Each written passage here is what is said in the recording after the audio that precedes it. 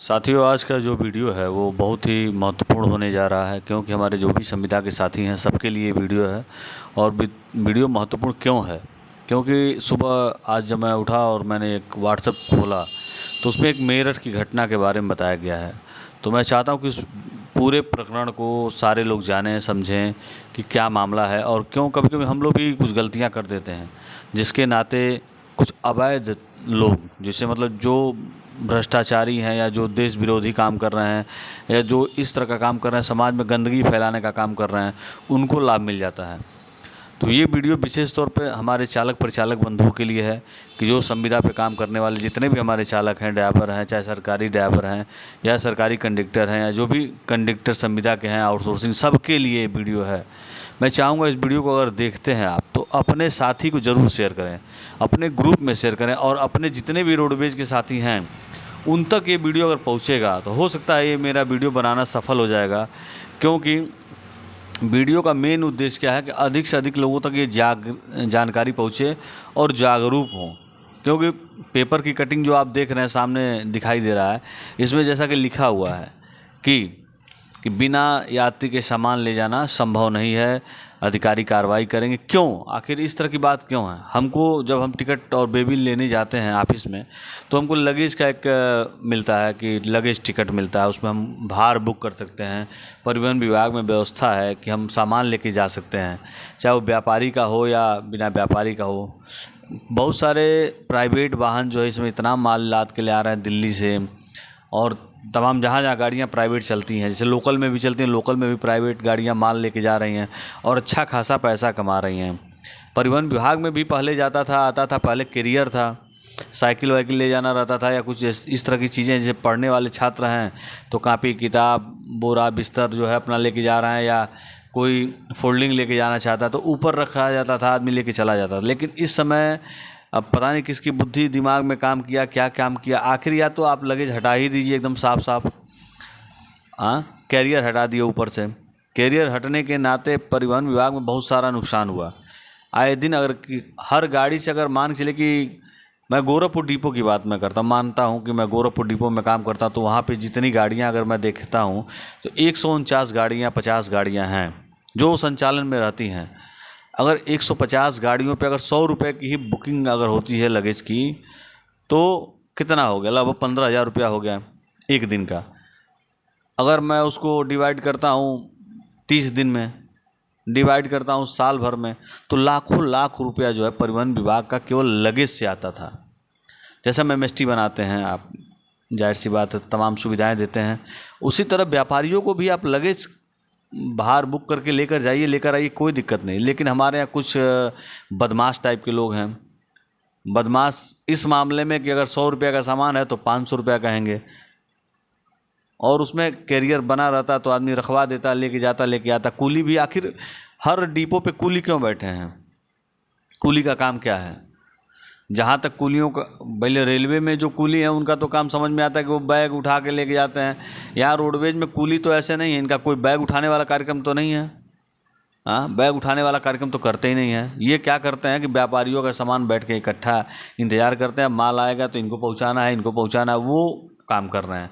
2-4 पैसा बेचारे कमा रहे हैं, अच्छी बात है, बुरी बात नहीं है। कुछ तो दुकान वाले हैं, कुछ शौचालय के जो हैं, इस तरह के तमाम लोग ऐसे हैं जो हर बस अड्डे के अगल बगल आपको 2-4 लोग मिल जाएंगे। जैसे फैजाबाद में है, उनका नाम मैं लेना चाहूँगा, प्रसिद्ध है मतलब फैजाबाद में चूना पान वाले। उनके यहाँ भाई अगर लखनऊ से कोई सामान देता है, भैया चूना पान वाले के यहाँ दे दिया। गोरखपुर में है तो शौचालय पे दे दिया, कैंटीन पे दे दीजिए, पान की दुकान पे दे दीजिए। सबका अपना अपना सेटिंग है कि भाई यहाँ जाएंगे हम, यहाँ से ले लेंगे। हो सकता है परिचय के नाते भी हो जाए, इस तरह की बातें। तो ये सब चीज़ें हैं, इसको विस्तार से मैं कहूँगा कि अगर इस पर चर्चा किया जाए तो बहुत लंबा चौड़ा चर्चा होगा और बहुत सारे साथियों को बुरा भी लगेगा। कुछ लोग कहेंगे अरे यार ये फालतू आदमी इस तरह का उल्टा सीधा वीडियो बना के और डालते हैं, लोग क्या सोचेंगे परिवहन विभाग के बारे में। लेकिन ये बेसिक मुद्दे हैं। जब आप रास्ते में आते हैं, अगर किसी का सामान 1 कुंटल रख लिया या छोटा सा कोई सामान गत्ता रख लिए, तो रास्ते भर आपको टेंशन रहता है, धक धक धक धक धक धक धक करता रहता है, दिल धड़कता रहता है, कहीं चेकिंग ना हो जाए। कोई सफ़ेद शर्ट और नीला पैंट पहन के खड़ा है, कोई हल्का सा बैग भी दिखा दिया तो अरे बाप, लगता TI साहब आ गए। इस तरह के मन में भावना आती है और लोग डर जाते हैं।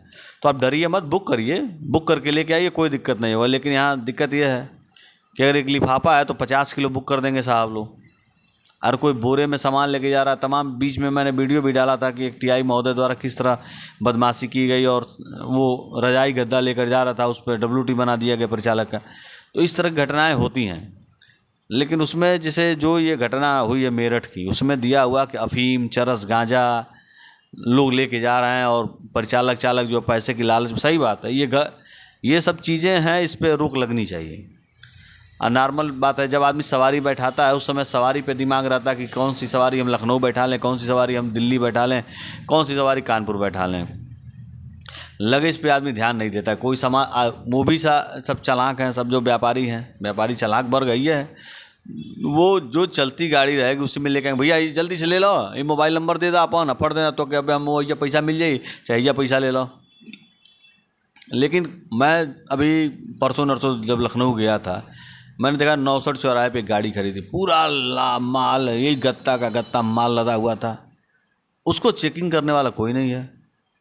क्यों नहीं उसको RTO विभाग चेक करता भाई? कि मानक से अधिक अगर आप बांध के लेके आ रहे हैं तो उस पर भी चेकिंग होनी चाहिए कि नहीं होनी चाहिए।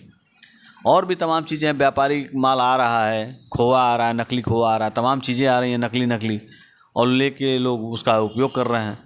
बीच में तो हल्ला भी हुआ था कि नकली सामान आ रहा है दिल्ली से बहुत सारे। तो जांच करिए, उसको जांच का विषय है, उस पर चेक करना चाहिए। और जो चालक परिचालक हमारे इस तरह काम कर रहे हैं, ये गलत है। थोड़ा सा आप सावधान रहिए कि आपके द्वारा कुछ ऐसा अवैध काम ना हो जाए जिससे पूरे समाज में छवि खराब हो, हमारे चालक परिचालकों की बदनामी हो। तो मैं इसी के साथ वीडियो को समाप्त करूंगा। लेकिन मैं कहूंगा कि भाई आप लोग थोड़ा सावधान रहिए, माल लेकर जाइए, माल लेकर आइए, क्योंकि आपको टिकट मिला हुआ है, लगेज बुकिंग है, मशीन में भी बुकिंग है। और जो हमारे TI महोदय हैं, चाहे TS महोदय हैं, चाहे जो भी लोग हैं, अगर वीडियो को आप देख रहे हैं तो आप भी थोड़ा सा अगर मानवता दिखाएंगे। और बहुत सारी चीज़ें ऐसी हैं जो वीडियो के माध्यम से नहीं कहा जा सकता है। सभी लोग जानते हैं इस बात को कि कैसे व्यापारिक माल आता है, सब लोग जानते हैं। और लाखों लाख रुपए का माल आता है, जाता है, सब लोग जानते हैं। कोई ऐसा नहीं है जो नहीं जानता कि परिवहन विभाग से माल आता है कि नहीं आता है। लेकिन उसकी जांच पड़ताल करके अगर परिचालक कुछ भाई बुकिंग किया है, सहयोग किया है, विभाग को पैसा दे रहा है, तो नाजायज़ उसके साथ न करें। क्योंकि मैं देखता हूँ आते हैं लोग, डिग्गी खुलवाते हैं लोग, टार्च बार के देखते। पहले तो कभी ऐसी बातें और स्थितियाँ नहीं होती थी। लेकिन कुछ चालक परिचालक जो पहले कंडक्टर थे, प्रमोशन होकर बाबू हो गए हैं, तो पता नहीं कहाँ से भगवान उनको कमाने के लिए बुद्धि दे दिया है कि मतलब क्या दिमाग। भाई आप भी जानते थे आप किस तरह लाते थे, और आप अगर कोई दूसरा लेके आ रहा है तो उस पर दबाव बना रहे हैं। अच्छी बातें नहीं हैं। परिवहन विभाग को लाभ होना चाहिए। अगर वो 2 पैसे का बुक कर रहा है, परिवहन विभाग को दे रहा है, तो 2-4 पैसा अगर वो कमा ले रहा है तो कोई बुरी बात नहीं है। इसका मैं समर्थन करूँगा और उन चीज़ों का विरोध भी करूँगा कि जो अवैध काम कर रहे हैं, जो इस तरह का गलत काम कर रहे हैं कि मतलब पैसा आए लेकिन अवैध तरीके से ना आए। अगर हम 2 पैसा कमा रहे हैं तो परिवहन विभाग को भी दें, जिससे परिवहन विभाग का भी लाभ हो। और हमेशा अच्छी चीज़ें सोचनी चाहिए, बुरी चीज़ें नहीं सोचनी चाहिए। बहुत बहुत धन्यवाद, नमस्कार।